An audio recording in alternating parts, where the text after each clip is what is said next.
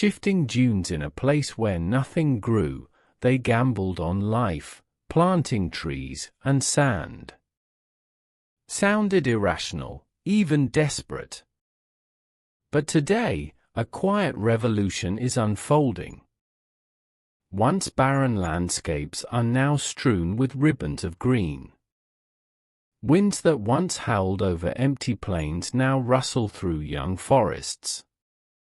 What was once dismissed as a feudal experiment is transforming ecosystems and communities, and the world is finally taking notice. In typical fashion, China executed this bold vision in near silence. The question is no longer if it worked, but how it continues to work, and what it means for the future. The desert beneath a crisis grows. China has been locked in a quiet war with its deserts for decades. Nearly 1/4 of its massive land mass, over 2.6 million square kilometers, is now desertified. This creeping invasion of sand has swallowed fertile land, dried up rivers, and disrupted the lives of millions. Regions like Inner Mongolia, Xinjiang, and Gansu, once thriving centers of agriculture, are now suffocating under waves of dust.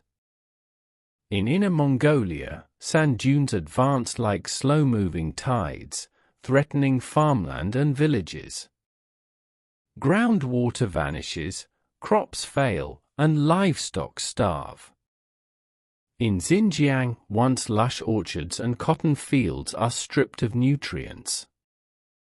Infrastructure, roads, power lines, railways, are under constant threat of being buried. In Gansu, wind-driven dust storms can darken the sky in moments, halting life entirely and forcing communities indoors. But this isn't just a Chinese problem. Dust storms from Chinese deserts travel far beyond its borders. Jet streams carry fine particles across East Asia, cloaking cities in South Korea and Japan in a yellow haze. Some particles even reach the western United States, affecting air quality across the Pacific.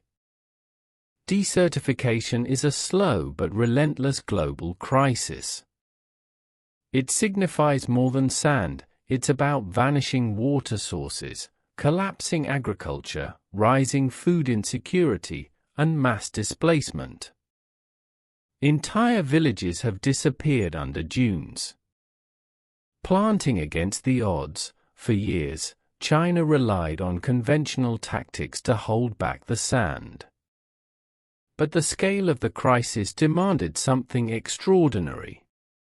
A new, bolder strategy was needed, one that dared to dream beyond tradition. The answer: trees. Not just any trees, and not planted in the usual ways. The Great Green Wall. Back in 1978, China launched one of the most ambitious environmental efforts in human history, the Three North Shelter Belt Project, often referred to as the Great Green Wall.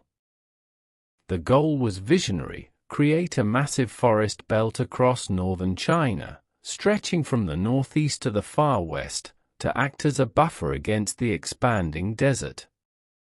Over the decades, China has planted more than 30 million hectares of trees, an area roughly the size of Italy. It's a campaign that required the hands of an entire nation. Students, soldiers, farmers, and city dwellers all joined the effort. Every spring, they fanned out into desolate lands, armed with shovels and saplings, planting hope into the dust. In some regions, forest cover surged from just 1% to over 5% within a few decades.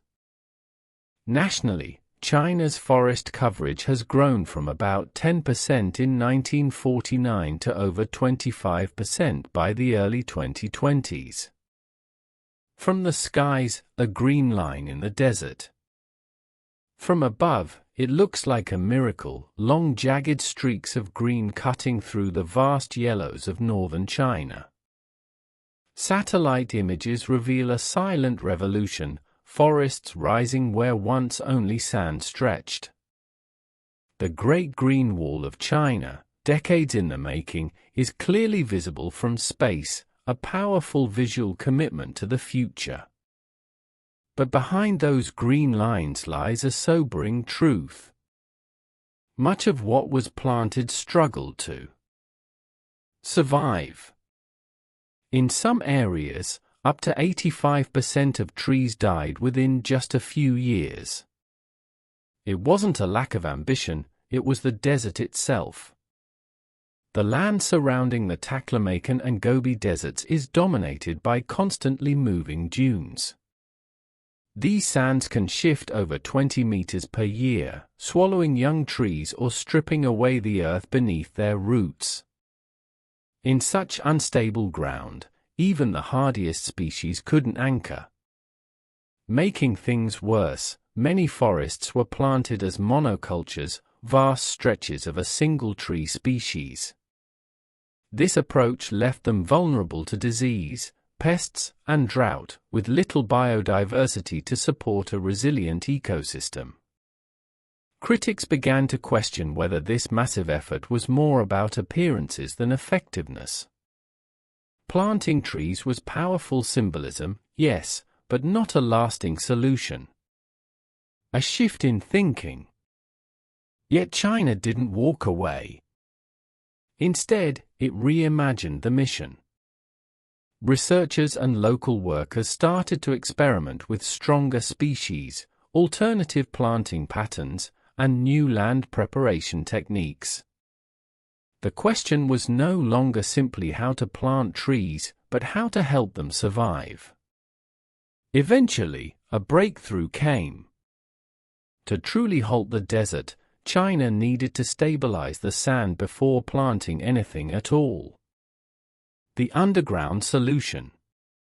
The answer wasn't just botanical, it was mechanical and deeply unconventional. China began using machines to lay out crisscross grids of straw on dunes, creating a checkerboard pattern that anchored the sand. This net of straw reduced wind speed across the surface and prevented sand from shifting, creating microenvironments where moisture could linger and roots could take hold. It wasn't about planting above the sand, but about transforming the desert from the ground up. With this groundwork in place, trees had a fighting chance. Poplars, willows, and hardy desert shrubs were selected for their ability to survive in tough conditions. These species grew fast and rooted deeply, ideal for combating encroaching dunes. Beyond trees, water and soil. In some regions like northern Xinjiang, water diversion projects helped restore hydration to the land. Seasonal floodwaters were redirected to nourish dry belts of forest. Elsewhere, shrubs were planted first to create protective canopies under which larger trees could grow. It wasn't just about reforestation, it was about restoring ecosystems, rebuilding soil health, and understanding desert behavior. Where early efforts had failed, this adaptive strategy began to succeed. A new kind of environmental engineering. In time, the project evolved from a national campaign into something more complex, a living laboratory where scientists, farmers, and entire communities worked together to tame the land. Yes, the Great Green Wall is impressive from space. But its true success lies not just in how much was planted, but in how much was learned about persistence, innovation, and working with nature, not against it.